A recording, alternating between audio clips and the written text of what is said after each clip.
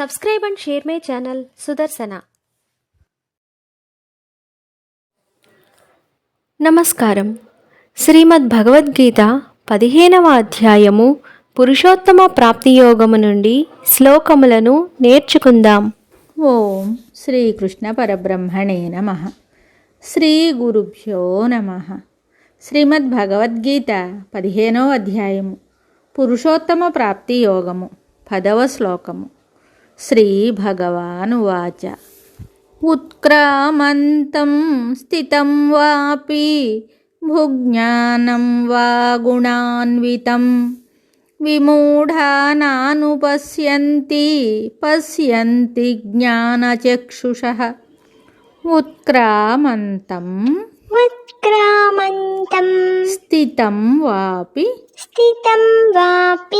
భుజ్ఞానం వా గుణాన్వితం విమూఢా నాను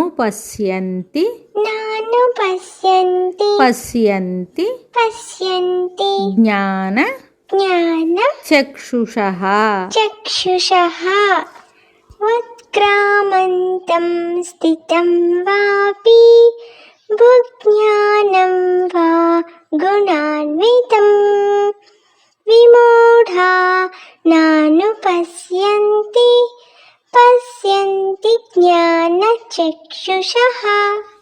ఈ శ్లోకమునకు భావము: ఒక శరీరము నుండి మరి ఒక శరీరమునకు బయలుదేరుచున్నవాడును, లేక శరీరమునందు ఉన్నవాడును, లేక విషయములను అనుభవిస్తున్నవాడును, సత్వాది గుణములతో కూడినవాడును అగు ఈ జీవాత్మను అజ్ఞానులు చూడజాలరు, తెలుసుకొనజాలరు.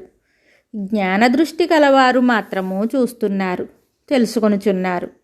అనగా ఆయా క్రియలు జరుపుచున్నప్పుడు అతనిని అజ్ఞానులు ఎరగజాలరనియు, జ్ఞానులు మాత్రము తెలుసుకొనగలరనియు భావము.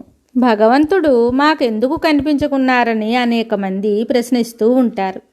దానికి సమాధానమును ఈ కృష్ణమూర్తి ఈ శ్లోకములో చెప్పారు. నీవు జ్ఞాననేత్రమును, ఆత్మానాత్మ వివేకమును సంపాదించినచో ఇచ్చటనే ఈ శరీరమునందే పరమాత్మను చూడగలవు అని భగవానుడు చెప్పుచున్నారు. వారికై దూరమున వెతకనక్కరలేదు. జీవుని యొక్క స్వశరీరమునని అతనిని చూడవచ్చును. తినుచు త్రాగుచు అనుభవించుచున్న ఆ వ్యక్తిని వివేచనతో, సూక్ష్మ దృష్టితో, జ్ఞాననేత్రముతో మనుజుడు కనుగొనగలడు. ప్రాపంచిక దృశ్య వాసన ప్రాబల్యము వలన అజ్ఞానులు అతనిని తెలుసుకొనజాలకున్నారు. అద్దమును ప్రపంచము వైపు త్రిప్పి పట్టుకొనినచో ముఖము అందు కనబడదు, తన వైపు త్రిప్పుకొనినచో మాత్రమే కనిపించును.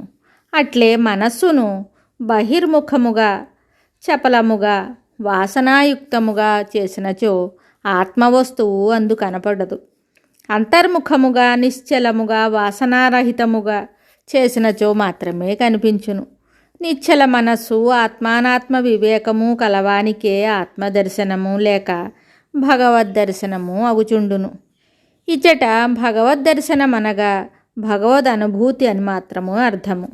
జ్ఞాననేత్రముచే మహనీయులు ఆత్మను తప్పక చూడగలుగుతున్నారని ఇక్కడ చెప్పుట వలన జీవితమునందు ప్రతి మానవుని యొక్క ప్రథమ కర్తవ్యము అవివేకమును పోగొట్టుకొని విషయ విరక్తి కలిగి మనస్సును బయటకు పరిగెత్తనీయకుండా చేసి జ్ఞాన విచారణ ద్వారా, హృదయ పరిశోధన ద్వారా లోపల గల ఆత్మనెరుగుటయే అగును.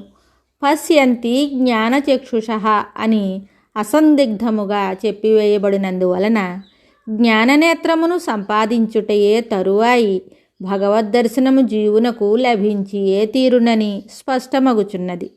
అట్టి జ్ఞాననేత్రము లేనిచో జీవితము నిరర్ధకమే కాగలదు. శుభం. శ్రీమద్ భగవద్గీత తరువాయి భాగంలో మళ్ళీ కలుద్దాం. నమస్కారం.